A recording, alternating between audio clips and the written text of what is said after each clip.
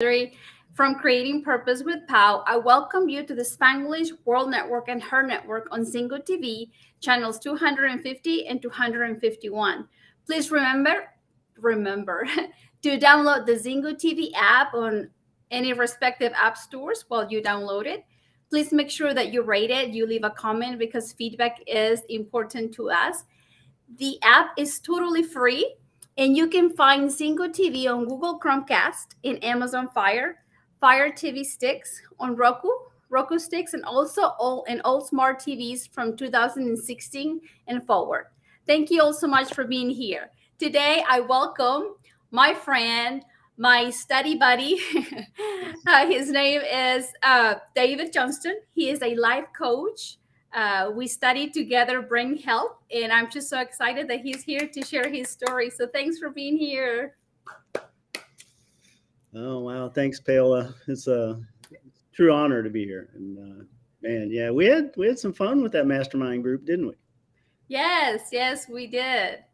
That was good. That was really good. So please share, with our audience a little bit about you so they get to know you more. Sure. Okay. Well, my name is David Johnston. I live on the occupied land of the Kickapoo tribe, now known as Pharma City, Illinois. I like to honor the first people that were here on this beautiful land in the original state. And so Pharma City is located about 2 hours south of Chicago. So I give you a reference. So I'm the owner of Foresee a Change Coaching. Just opened that business in January, coaching business. As Paola said, I'm a mindset transformational coach. And I see my sacred task is in helping to develop kinder, more energetic people through the playful expression of self-love. So that's kind of my purpose when coaching. That's my coaching purpose. That's awesome. Help people basically guide them back to their heart. Beautiful. What got you there? Oh, sorry. What's that? What got you there? Like, what was the reason? What was the purpose to say this is what I'm going to learn, and I'm going to share it with others? It was just kind of just kind of weaving all the things in my life, all the things that have happened to me in the past and my upbringing and going through some really tough times in my life during my 50s. Really hit rock bottom and came out of it and decided to make a life worth living longer for and a life worth remembering. And then during that recovery process, the brain revolution popped up, and I signed up for the brain revolution. I became a ground floor member, as I believe you are too, correct? Yes. The brain revolution, and through that led me to really studying brain health with Dr. Amon's stuff and Joseph McClendon III's work with how the mind works and psychology and cutting through limiting beliefs. And then I found Ken Honda's Aragato Living Community, and through that I discovered Janet Atwood, who is the founder of the Passion Test and the Self-Love Mastery course. I took those in January, right after I started my coaching business, and that's really where I found my passion, my purpose, and I learned how to, through the Self-Love Mastery course, I learned how to really love myself and follow. I was already on that path, but it was that was the thing that really just like, those tools there were just magic. So. That's beautiful. And I want to share that with people, and I think it's important, in this crazy world to have the tools to cut through our limiting beliefs and what hold us back, and to find our way back home to our heart, because that's where the magic's at. That is beautiful. That's how it starts with one simple decision. Like you said, when you were 50, you hit rock bottom and you wanted to turn your life around. Yeah, so, yeah. It was actually 59 when I hit my bottom, but it started when I was 50. I went through 10 years of self-induced. So it's never too late, right? It is never too late. As Joseph says, it's never too late to have an amazing childhood. Yes, I agree with you. And what I see, that the pattern that I see is that you took the brain revolution course, which allowed you to learn about brain health. And Mm-hmm. then it allowed, and you seen that it was good, and then you learn about neuroencoding. And neuroencoding is reprogramming your old self to a better, to default to your best behavior. Correct. And it was good. Like, you knew, I mean, you seen changes, positive changes in your life. And then you continue, you didn't stop right there. You said, I want more. Mm-hmm. And then Absolutely. you went after two more courses after that, two more certifications, and you found your passion. So it's like, that's beautiful how, I see that pattern. It was like that they all have helped you grow. Yes. So share with us, how have they helped you grow? For anybody out there that is like, should I buy this? Should I not? Like any like brain health, neuroencoding, a lot of Mm-hmm. self-development course.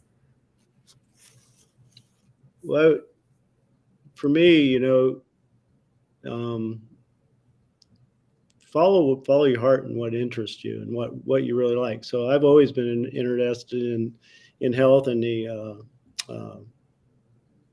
self-realization. That's that's one of the reasons why I got into the martial arts back in my late 30s, and then I studied karate for a little bit. I reached second degree black belt in H.E.R, and I knew there was something missing there because there was no meditation, there was no spiritual grounding. It was all physical, at least in the school that I was going to. Mhm. And it's just, my instructor just never had that teaching. If we knew better, we'd do better, right? Yes. So he couldn't teach something he didn't know. So I was blessed to have uh, Dr. Yang, who's one of the top, excuse me, Tai Chi instructors in the United States, happened to be teaching in Champaign, Illinois. So I started training Tai Chi there, and really opened, and Qigong. So that really started my path towards self-realization. And so, just diving into so that's what really led me to the brain health, the brain revolution stuff, because that lit me up. So for anybody that's listening, if there's so many courses out there, just follow your heart and whatever you're interested in, what you loved as a child, what you like to listen to, what are you listening to? What are you drawn to? Then follow those courses, because there's a lot out there, and then your heart will lead you to where you want to go, and to the right teachers. They'll show up for you when you're ready. I totally believe that. Yes, I agree with you. Yeah. Uh, Yeah. we have awesome instructors, mentors. We were We're blessed. yeah, we're blessed. We were With very. So, for anybody out there that has no clue what brain health is, how would you explain brain health in your terms? And look, I see yours, and I'm like, I'm gonna go over my brain pit. Right. So, how could you explain brain health to our audience today? Right there. Oh goodness. Well, the brain is our brain is the most complex and amazing creation in the universe. What a gift. And without a healthy brain that is fully optimized, we're going to struggle becoming the highest version of ourselves, right? So it's so imperative, and it's not taught. Um, I wasn't taught that as a kid. Nobody talked about a healthy brain. Nobody did. And so I made some really bad choices.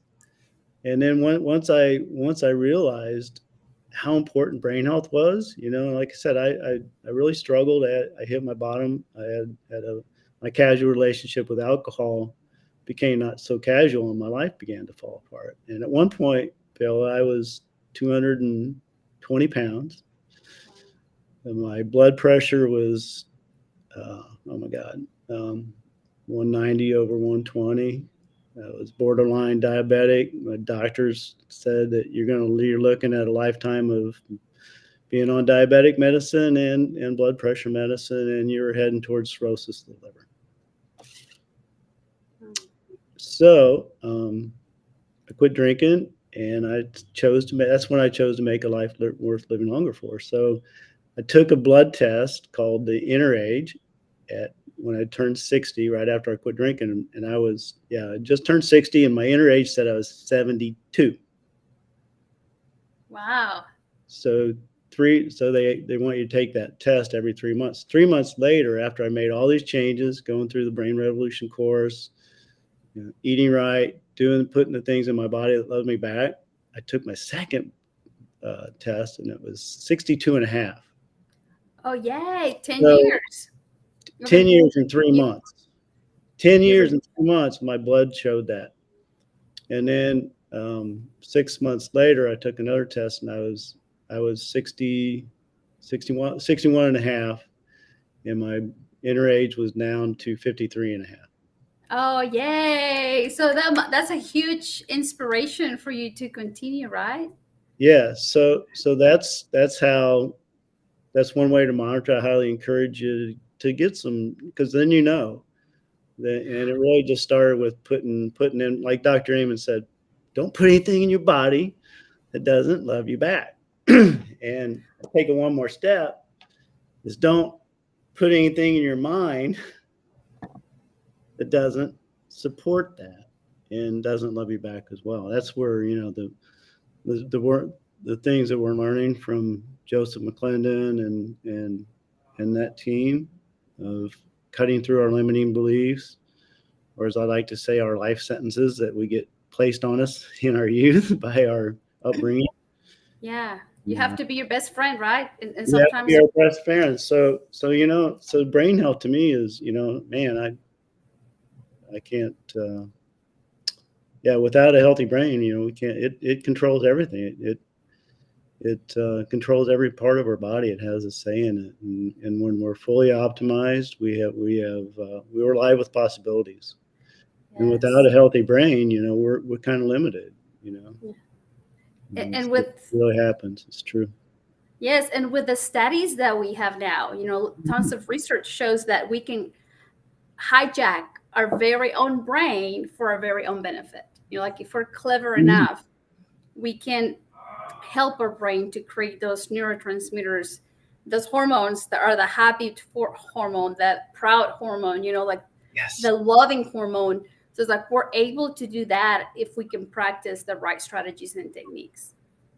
So, Yes, absolutely. I have a question for anybody out there, for anybody in our audience right now that might be struggling with an addiction, with an abusive relationship. It doesn't have to be just with alcohol. It could be with food. It could be with, substances. How did you replace that, one drink with, I don't need it? Well, it come back. I kind of reverse engineered what made me fall, and always as a kid I was always playful and curious, and at a point in my life, I quit playing. I turned my back on my dreams and on my gifts, and I just settled for mediocrity and just thought, oh man, I'm stuck in this job. I didn't like my job, but I was like, I couldn't see a brighter future. And a lot of that was because I didn't have strong brain health. So I couldn't see it. I couldn't see it happening to me. And,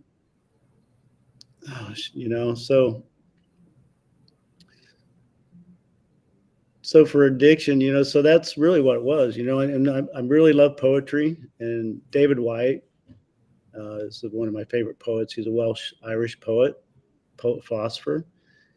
And he made a comment in one of his talks about when he moved to the United States. He said, what's wrong with all these men in their 50s and American men? They're lost, they're miserable. And then he goes, it finally hit him that in traditional cultures, the man takes care of the family in the tribe, his community, Mhm. into their 40s. And then, by that time, the kids are growing, everything's good. And then it's time for them to go out and study and become the mentors. He goes, it doesn't happen in the American culture. And he goes, so he goes, when that gets taken away from him, which is a natural progression for men, for the masculine, they they become self-destructive. And when I heard that, I was like, that is exactly what happened to me. And Joy Harjo, if nobody, she lives in your state, Oklahoma. She is the national poet laureate at the moment here in the United States. She's the first Native American woman to get it, and she's third year running. She's Muskogee Cree. In one of her talks, she said that when you turn your back on your gifts will come back and bite you in the you know what. And that's what happened. I turned my back on my gifts, and I didn't do what was right, and I crashed and burned. So now it's time to be the phoenix and rise from the ashes, and sow beautiful flower petals as I walk through the ashes of my own demise. So, so that's it. I think a lot of addiction is when we lose our sense of purpose.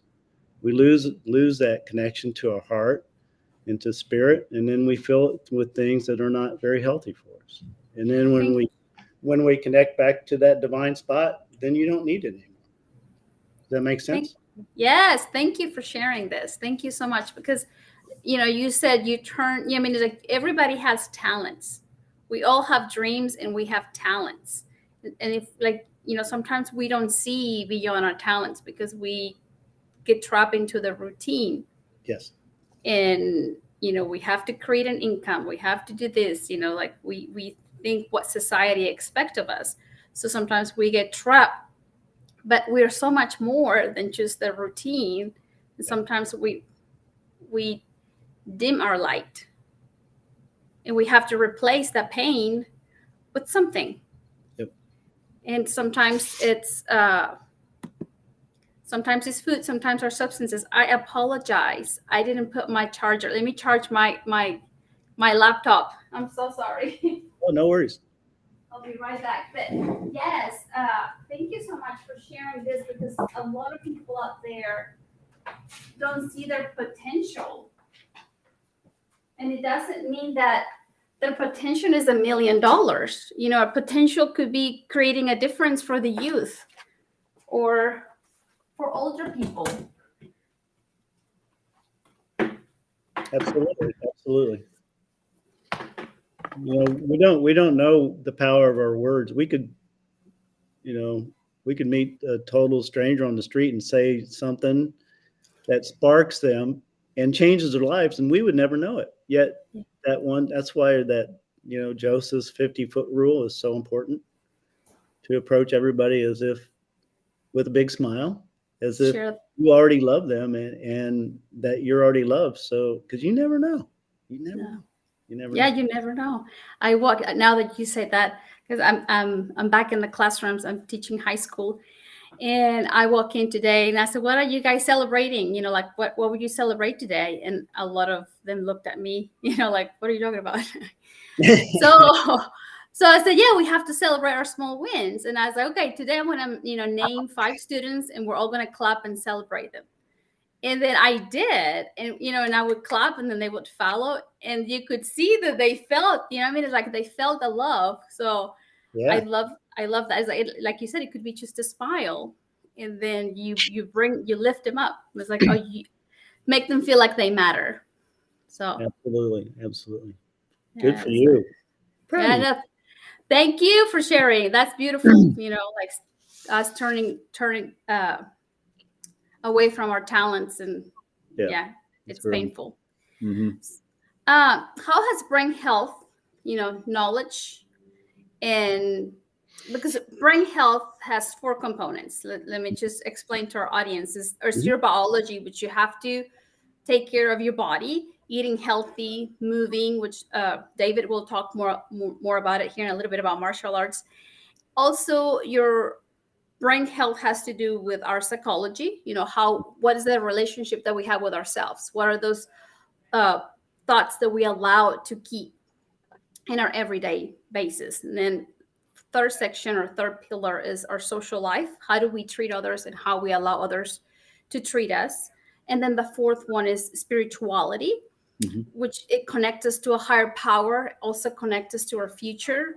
It can connect us to, our grandparents, grandparents that are no longer here with us, what they did for us, like what are some of our favorite food that they cook or some of our favorite activities that they did with us. So brain health has four components. How knowing about brain health and practicing habits has continued to benefit your life? I mean, you shared with us that you're younger now. Biologically speaking, you are younger. You were able to Turn back the turn. clock. Yes, yes, and that's amazing. And how does it continue to benefit you? It benefits me to have the energy to do the things that I need to do to support my family, to support myself, support my family, to support my clients, and to show up well. Really, Awesome. to show up well. Because if we're not healthy, happy, and strong, it's hard to show up well in the world. And the life is rich and it's powerful, and so it's when we show up well for life, life will show up well for us. And with those four pillars that Paola just talked, if they're aligned, flowing, interweaving well together, it's magic.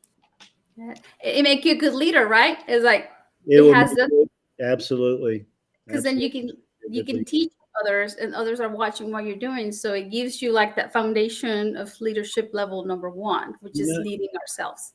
Absolutely. And when you said that about leadership, so when we have good brain health and we have good spiritual health, physical health, social health, it kind of annihilates the ego.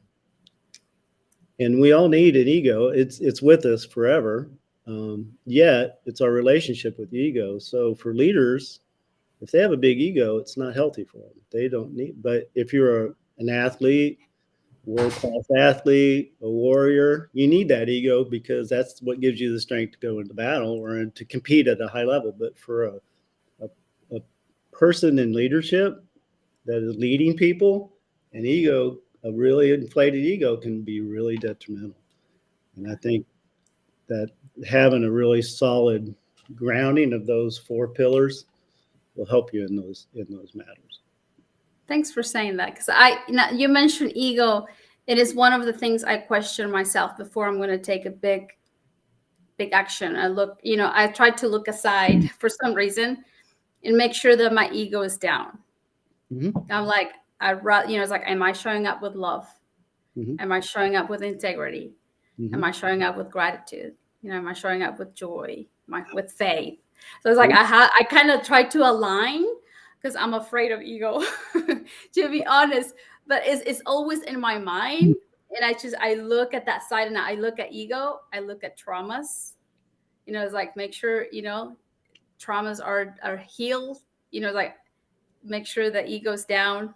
Make sure that rules are not hurting me or hurting the ones I love, because sometimes our personal rules hurt our family. And I say it from experience. As a mom, before I had a good relationship with my oldest, one of my rules was he had to talk about his future, that he was going to college, what profession like that was my personal rule for some reason. But now it's like I moved the rule aside, and I try to see him as my son, as the age that he is, and just try to enjoy that time with him and not worry. So sometimes we have those personal rules that harm us instead of helping us, like, because we don't enjoy the moment because we're worried. The responsibility of in my case was the parenting responsibility that he better go to college. But I just have to enjoy him now. The future we'll see in the future. But that was one of my personal rules. So now that you mentioned ego, thank you for doing that, because I look at ego just to make sure that it stays low, that it's not ruling me. Sure. Yeah. Well said. Thanks for your transparency. That was beautiful. Yeah. Thank you. It's like I'm glad you mentioned it, because it's all, it's present within me. Yeah. One of the things I learned in the course, the self-love mastery course, we did a lot of work with Byron Katie's work. I'm not sure if you're familiar with Byron Katie. Yes. Oh, yes. So she was a big part of both the passion test and the self-love mastery course. And she said, ego doesn't have a home. It just it flits out there on the surface. And if we let it flit around the surface, out there on the peripheral, it can do a lot of damage. So we have to let it know that it's got a home. It's in our heart. And that's exactly, you're seeing it. Because when you said, I have to bring it down, and love, gratitude, you're already on that path. You're learning that just from life's experience. When I heard that about, from Byron, that teaching, that just let the ego know it's got a home in your heart, because when we operate from the heart, everybody's safe. We're not going to cause anybody any damage. But if we allow that ego to float up here, untethered, ungrounded, without a root. I'm glad you share that, because as a teacher, it's like, as a teacher, sometimes you let your ego get up, and I'm like, I'm here to serve. Even when they are not listening to me, I look at them and I'm like, I'm here to serve. So it's my job to find the way to serve these children. And I tell them, like, sometimes, because I try to share some of my knowledge, and I'm like, nothing has a meaning unless the meaning, you give it to, except the meaning you give it to. And I was like, if I get mad at you, and if I think that you're being disrespectful, I said, is the meaning that I am choosing to, to give, because it's like, it could be that they're dealing with a problem from home. It doesn't mean that they're being disrespectful to me. So it's like, I'm practicing a lot of our tools, David, as a teacher with high school, because it's a beautiful age, as they're developing, they're discovering who they want to be, socialize, and who they don't want to socialize with. And sometimes, I like I said here, I try to pull my ego down. I'm like, no, it's not about me. It's about them. It could be that they're dealing with something. So connection is important. So thanks for talking about ego. Yeah. What age group of kids are you working with? High school, 9th grade, 10th grade. Perfect. They're lucky to have you. No, thank you. I tried to share, like first 5 minutes, I tried to share what I've learned, and I tell them, I'm 38, I'm still learning. I have not figured out, but this has helped me. And you could see, a light going on. So even the ones that have the attitude, they're like pretending like they're not listening, but they do. They do listen. As Dr. Amen said, the brain is always listening. Yes. Always listening. Yes. So you were talking about you love martial arts. I mean, I know that because I've known you for more than over a year. Mm-hmm. How does that relate with breathing? Because we don't know how to breathe. And it's so essential. It's on my to-do list in the future to learn breathing exercises where I can teach my brain, teach my body how to breathe properly. Like I said, is in my to-do list for the future. But for now, how could you teach us what you've learned about the benefits of breathing? Sure. So, breathing, the breath is the only part of the autonomous nervous system that we have control over. We can control it. or it can control us. How many times have has anybody here in the audience experienced anxiety? You get that shortness of breath. And what does it do? You freak out. Your energy goes way up, or you get depressed and it goes real slow and shallow, and then you start contracting, right? So, when I was learning karate, the transfer of energy is the recipe for that is mind, breath, body. So first it's your intention, and then you do the strike, and the breath ends just before the impact. So think about Bruce Lee's 1-inch punch. Perfect example of mind, breath, body. He's going to do that 1-inch punch. The breath is gone like a nanosecond, and then boom, then the body hits, and that's when the energy transfers. So it starts with intention, and then the breath gives it that energy out, and then the body impacts. So that's how it sends that's how the breath works in that aspect. But really, it's think about all the trillions, billions, and trillions of cells in our body, right? So each one of them has to have. Paola just took a big drink of water.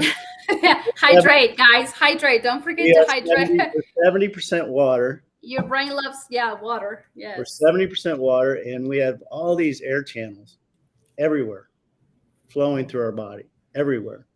So our cells need water, and they need electricity. They need the energy. That's the fire element. And then they need the air element, the breath of life. And in the earth element, that's with the flesh part, the casing. So when we're breathing deeply and we're hydrated right, every cell of our being, just think about it. Look inside yourself. They're smiling. So just imagine every cell, when you're hydrating properly, breathing properly, they're smiling back at you. You're literally smiling from the inside out.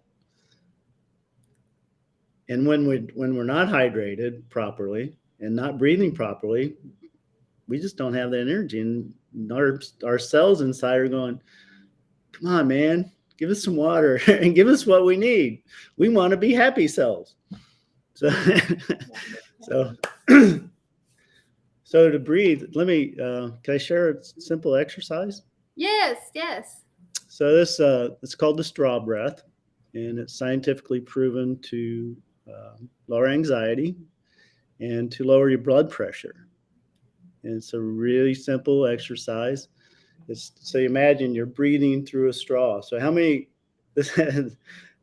When I was a kid, my mom would give us chocolate milk as a treat, Nestle, and mix it up, and give you a straw. So we'd always blow bubbles in the chocolate milk, right? Yes, I would do that. Yeah.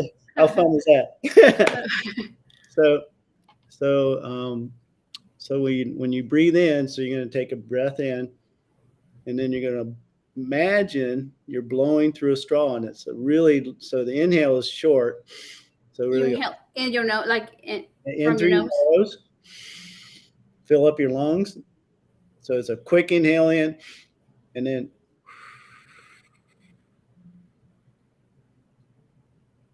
so it's a long exhale. So first, I want you to just notice how you feel right now before we do it. Notice how you feel.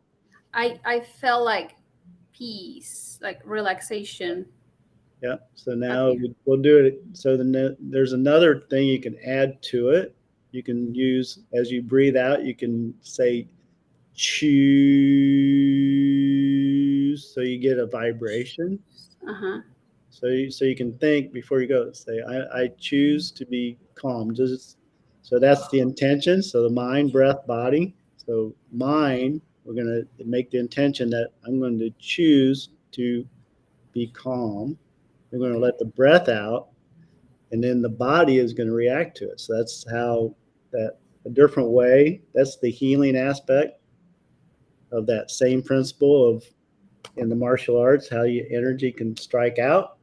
That's a destructive aspect of it. This is the constructive aspect of that same principle. So let's do that. Let's intention that we're going to choose to be calm. Okay. Okay, so So, now take a deep breath in through the nose. And as you exhale through the straw, go. shoo.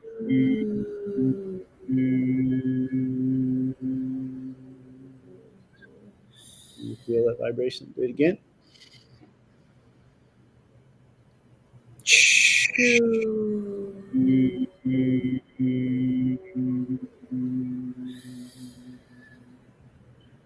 One more time.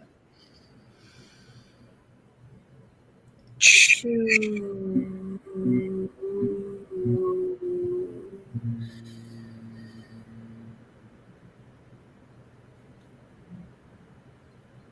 Yeah, I feel peace, relaxation. You feel are you tingling?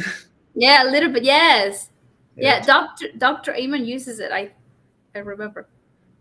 Does he use it too? Yes, without the vibration. Yeah. So it's odd because before I ever learned about the straw breath, Hmm. I started doing this in my morning practice. Okay. It was so weird. I was like, I was already doing it, and I added the choose. It was just my choice, part of my Okay. morning ritual. Hmm. Was I choosing to show up well for myself? And then Huh. I discovered during when I was taking some um, meditation courses from the Art of Living, they taught the straw breath, and I was like, oh my god, I'm already doing that. Yeah. How That's cool is that? awesome. Yes. And Crazy. I've heard like whenever we do breathing meditation, you get energized and you You also do. clean your cells. Like you're helping your cells Mhm. to clean It, your body. So it's like an inner scrubbing. And th- so on the inhale, it's you're expanding, and that's the energy. And then as you exhale, everything relaxes. mm, So yeah. it's that expansion and contraction. Okay. And that's the beautiful. The other part, the beautiful part of the breath work is because we want to be. We're always going to be expanded and contracted. So when we practice that, those moments when we get contracted, certain things hit us, and it's like, oh, you start freaking out. The breath can help you open back up and know that it's just a natural rhythm. Okay. Good. Yes. I guess anybody that has anxiety, they could use Use this. breathing. Yes. You can use it anytime, anywhere. It's subtle, it's simple, and it'll calm you down. Thank you for sharing. Yes, like it's so much to learn about breathing that I find it interesting. I haven't integrated this habit into my daily routine. It's in the future. The more I learn, but I think it's fabulous that Yeah, it energizes you, it cleans your cells, and it helps you to live a healthier life. So yeah. It brings you back home. yes, Brings you back. uh, you also like to, like you were saying, uh, educate about kindness. Hmm. So how can we reach a happy state, in our life? Um, be here now. You know, Anxiety lives in the future. You touched on it earlier when you were getting anxious with your rule with your son. That's you're in the future. That's anxiety because you're anxious about you want to protect him as the mother, but it made you anxious. And depression lives in the past. Anger lives in the past. Those things we're angry about, and anger is like punishing yourself for somebody else's mistakes, right? Thank So, you. but happiness is here now. Life happens in the present moment when we're home in our heart. That's where life happens. That's the only place we can make change. It's the only place that we can be happy is when we're in the present moment. So some of the things. So think about. So don't try to be happy. You can't just try to be happy because then we think, oh, look at that person over there. They appear to be so happy. Look at that person. They're doing so much better. So, but then you're not home, right? Hmm. You're Hmm. judging yourself. You're comparing, and then as we know, that's the quickest way quickest way to unhappiness. So the best way to be happy is as Byron Katie says, is be here now and loving what is, no matter what's going on. Not everything's good. You're going to be in tough situations, yet if you can use the breath work and just stay home and show up well for yourself and go, okay, where's the gift? And you'll find a way to be happy and I show love up. what you. Does that make sense? Yes, love what is, Yeah. So it's really about staying home and becoming aware that when you're anxious, you're living in the future. When you're kind of depressed or angry, your thoughts are in the past. Yeah. And stay home. Yeah. And use the breath to come back home. Yes. I love that. I'm using life as a celebration because I'm understanding the meaning, because at first I thought life is a celebration as gratitude, and it is, we have to be grateful. But the older I'm getting and the more I'm studying and learning about self-development, now I see that life is a celebration as each moment I have to be grateful and happy. It's like each moment find that gratitude and find that joy. Yeah. Yes. Yes. So I love it. Yes. Love what is. Sometimes it's hard, to love what is, but it's happening for us. It happens for us, not to us. Like Byron says, she goes, if you argue with reality, there's only one thing that can happen. You're going to suffer, because reality is reality. If you argue with it, that took me a while to wrap my head around it, but it's like, oh my God, it makes so much sense.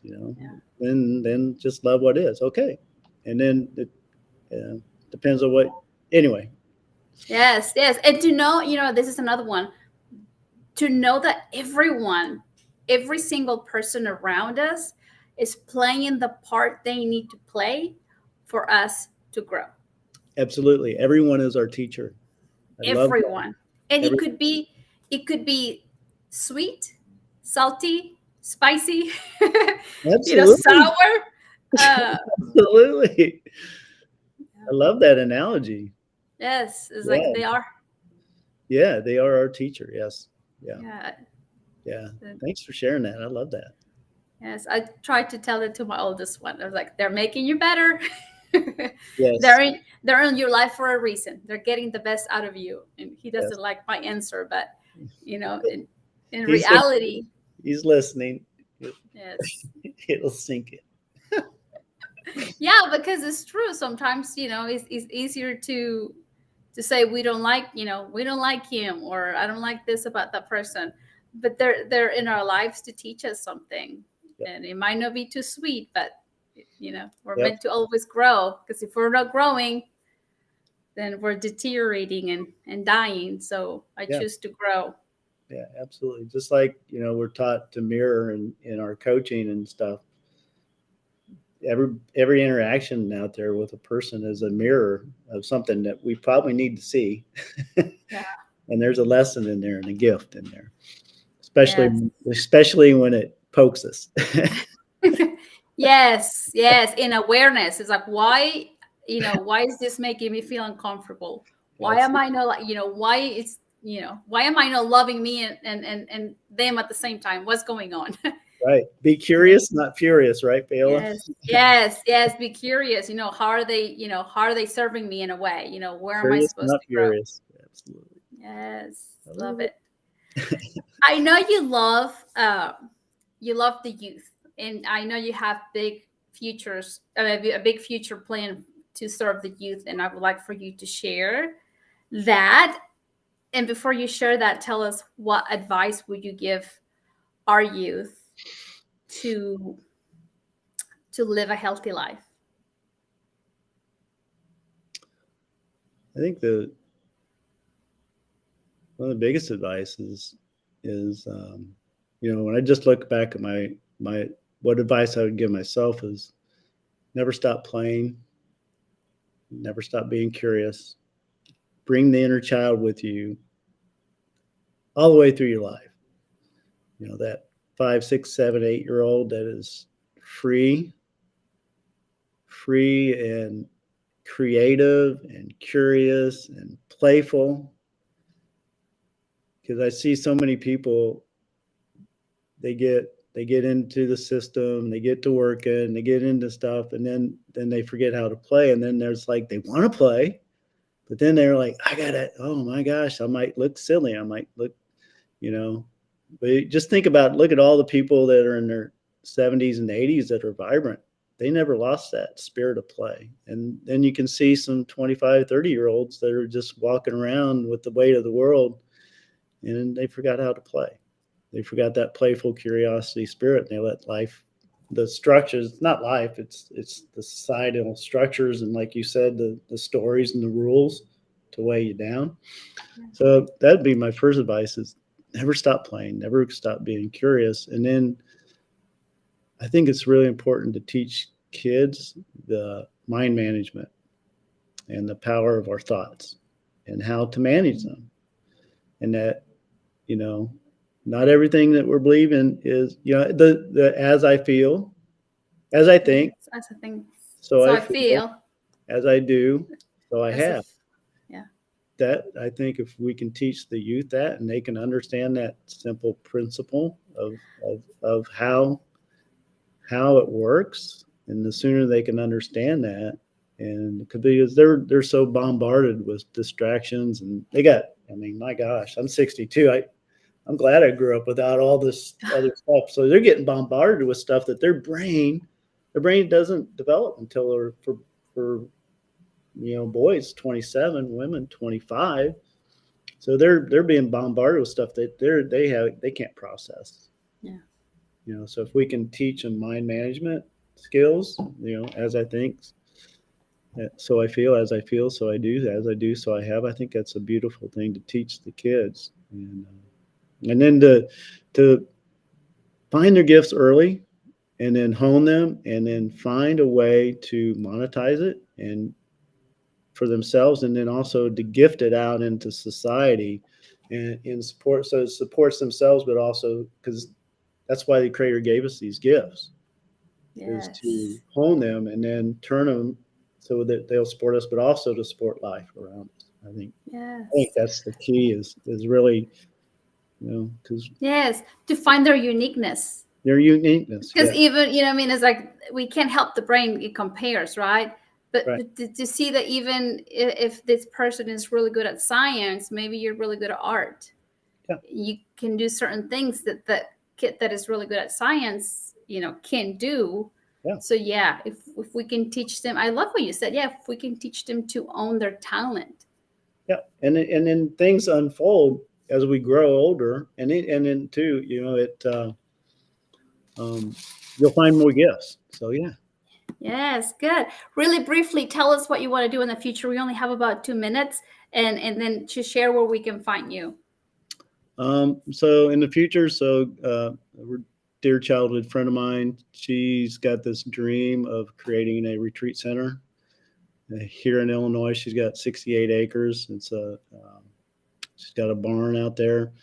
And so we're going to want to create a retreat center for kids, and we'll teach and bring in, we'll do yoga classes, we'll do some mind management. I'll teach some of the Dr. Amon's work, and maybe some Tai Chi, and bring other people in to teach about tracking and food. So that's and she's just recovering from leukemia. She just had a transplant, stem cell transplant. So it's probably next year when that'll start flowing.